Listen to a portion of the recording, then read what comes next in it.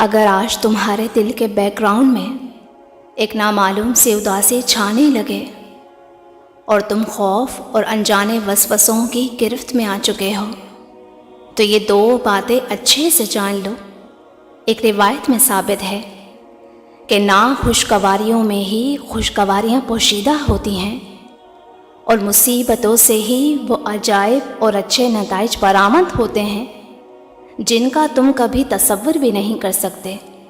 اکثر تو یوں بھی ہوتا ہے کہ وہ بچانے والی چیزوں کو دیکھ کر ڈرتا ہے، اور کبھی کبھی بے خبری میں مبتلا مصیبت کرنے والی چیزوں کو ہی اپنا ہمسفر بنا لیتا ہے۔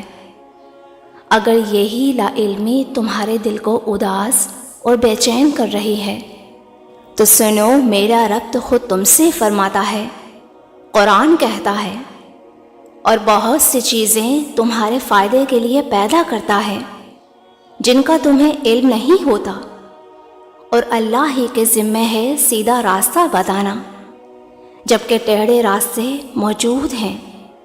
اگر آج تمہارا دل بھی مسلسل ملتی ناکامیوں سے رنج و ہزیمت میں مبتلا ہے اور شیطانی وسوسے تمہیں بے چین کر رہے ہیں، تو یہ ایک بات ذہن نشین کر لو۔ جانتے ہو، جب شیطان تمہیں اپنے راستے پر لانا چاہتا ہے نا، تو وہ تمہیں تکلیف دہ باتوں اور گرنے والے واقعات کو بھولنے نہیں دیتا، اور اس کی پہلی ترجیح تو یہ ہے کہ تمہیں غم دینے والی چیزوں میں مبتلا کر کے تمہاری صلاحیتوں کو کھا جائے، تاکہ تم کمزور پڑ کے اپنے رب سے ہی مایوس ہو جاؤ۔ مولانا رومی کیا خوب فرماتے ہیں، اللہ کی رحمت سے مایوس ہونا تو بالکل ایسے ہی ہے جیسے کسی بھرے خزانے کی چابی کو اپنے ہاتھوں سے ہی سمندر میں پھینک دینا، جبکہ اللہ کی رحمت کا سمندر تو اتنا بے پایا ہے کہ اس کا ایک قطرہ تمہاری زندگی کو سیراب کر دیتا ہے۔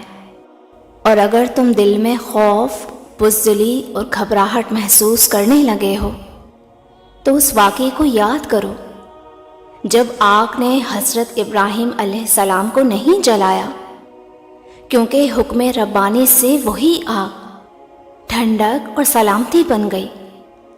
سمندر نے موسیٰ علیہ السلام کو نہیں ڈبویا، کیونکہ انہوں نے سچی اور بلند آواز میں اللہ کو پکارا، اور ایک حیران کن معجزہ انہیں بلند مقام تک لے گیا۔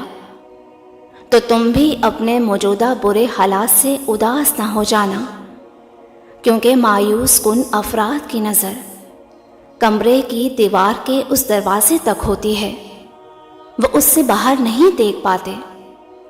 تم اپنے خیالات اور وسوسوں کو بھٹک دو، کیونکہ یہ تفرقات کی وادیوں میں لے جاتے ہیں۔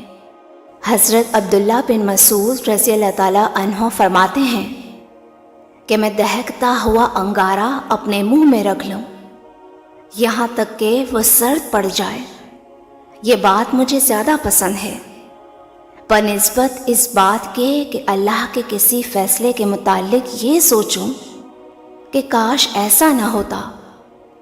تو تم بھی خود کو بے وجہ وسوسوں میں نہ ڈالو، ہو سکتا ہے وہ تمہیں اپنی کرم کی چادر میں لپیٹ کر تم پر صداقت کی روشن راہیں کھولنا چاہتا ہو۔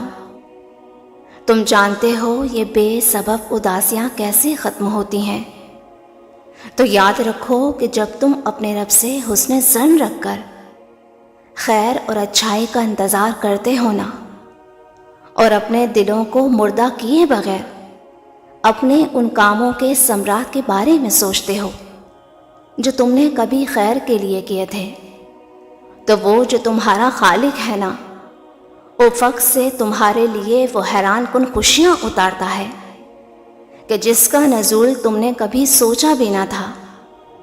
تمہارا رب خود تمہیں اشارہ دے رہا ہے، اور ان قریب تمہارا رب تمہیں پھیر دے گا اس کی طرف جس میں تمہاری خوشی ہے۔ جانتے ہو رب کے احسان کی انتہا کیا ہے، اور وہ کیا چیزیں ہیں جو تمہاری اداسیوں کو خوشیوں میں بدل سکتی ہیں۔ تو سنو، اگر تمہیں یہ اندیشے ستا رہے ہیں کہ یہ برا وقت کہیں ٹھہر نہ جائے اور مشکلات کی دلدل تمہیں نگل نہ لے، تو یاد رکھنا کہ وقت کو بدلنے میں وقت تو لگتا ہے مگر یہ ٹھہرتا نہیں۔ تم بے وجہ کی اداسی میں ڈوبنے کے بجائے مشکلات کے سمندر میں چھپی اس مہربان رب کی حکمتیں تلاش تو کرو۔ جانتے ہو جب وہ کسی کو اٹھانا چاہتا ہے نا تو پہلے مبتلا مصیبت کر کے تمہیں آزماتا ہے۔ تو اگر آج تم اپنی زندگی سے تنگ ہو کر ڈپریشن کی طرف جا رہے ہو، بے سکون ہونے لگے ہو، تو سمجھ لینا کہ یہ بارش سے پہلے کی گرمی ہے۔ پھر بادل برسے گا اور زندگی میں ایک نیا پن آئے گا اور تمام افسردگی دور ہو جائے گی۔ اللہ تعالیٰ خود قرآن میں اس کا اشارہ دے رہا ہے، اور وہی تو ہے جو مایوسی کے بعد بارش برساتا ہے اور اپنی رحمت و برکت پھیلا دیتا ہے۔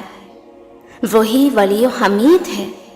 جانتے ہو بت صرف پتھر کے نہیں ہوتے، بلکہ ہر وہ چیز جس کی محبت خالق کی محبت پر غالب آ جائے تمہارا بت ہے، اور اس کی پوجا ہی تمہاری روحانی بیماریوں کا سبب ہے۔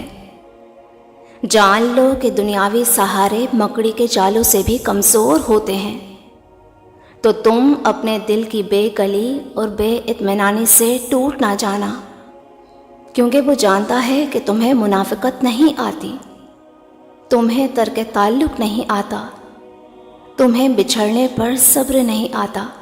ہاں میں جانتی ہوں کبھی کبھی لوگوں کی طرف سے تکلیفیں تمہیں توڑ کر رکھ دیتی ہیں، اور تمہیں لگتا ہے کہ اداسیاں ہمیشہ کے لیے تمہارے مقدر میں لکھ دی گئی ہیں۔ تو سنو، تم لوگوں کی دی گئی زیادتیوں سے دل چھوٹا نہ کیا کرو، کیونکہ تمہارا رب تو خود تم سے فرما رہا ہے۔ وہ کہتا ہے، اور اگر تم بدلہ لو تو اس قدر لے لو جس قدر تم پر زیادتی کی گئی ہو، لیکن اگر تم صبر کرو تو یقیناً یہ صبر کرنے والوں کے لیے بہت بہتر ہے۔ تم ان لوگوں کی حرکات پر رنج نہ کیا کرو اور ان کی چال بازیوں سے دل تنگ نہ کیا کرو۔ بے شک اللہ ان لوگوں کے ساتھ ہے جو تقوی سے کام لیتے ہیں۔ سنو، جب کبھی تمہیں لگے کہ زندگی کی ہر خوشی فنا ہو گئی ہے اور تم اندر تک ٹوٹ چکے ہو، تو میری یہ بات ہمیشہ یاد رکھنا کہ وہ مہربان رب ٹوٹی ہوئی چیزوں سے ہی ایک نئی تعمیر کرتا ہے۔